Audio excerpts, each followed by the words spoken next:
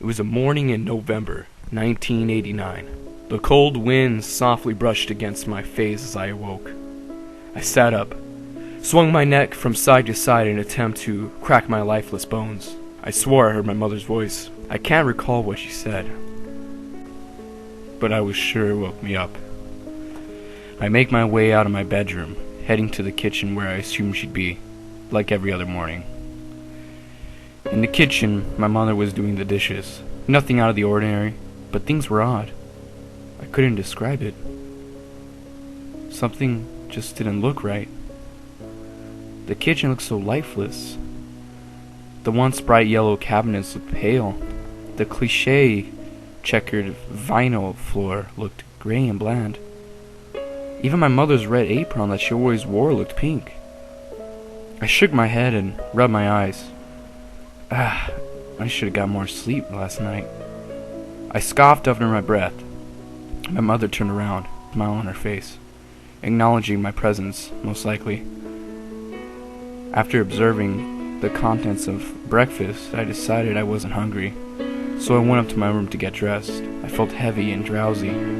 What happened last night? I say to myself. Now I'm worried. I can't seem to remember anything before I woke up. I try hard to regain my memory, but brush it off as fatigue and open my wardrobe to find my outfit. Gray sweater and blue jeans. Impressive, I muttered to myself with that cheeky sarcasm my mom always hated. I'm off to school, Mom, I yelled. No reply. That's odd. My mother didn't give me her usual lecture about staying out of trouble. I head for the front door. As I'm walking down the street, I spot my friend. Hey pal, how's it going? My friend ignores me.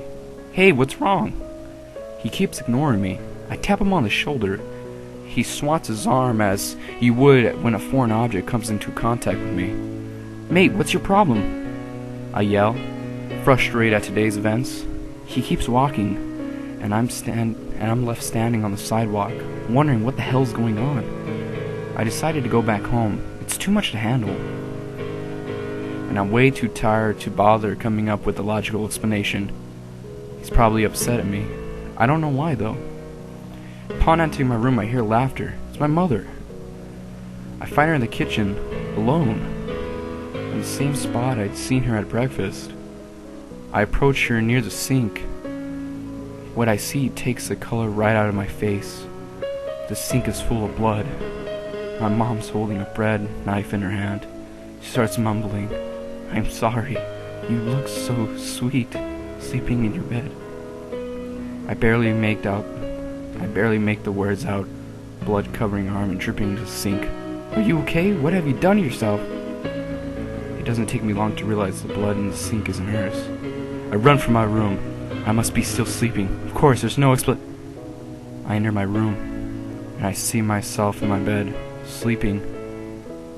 I roll myself over. My body turns, but my head doesn't.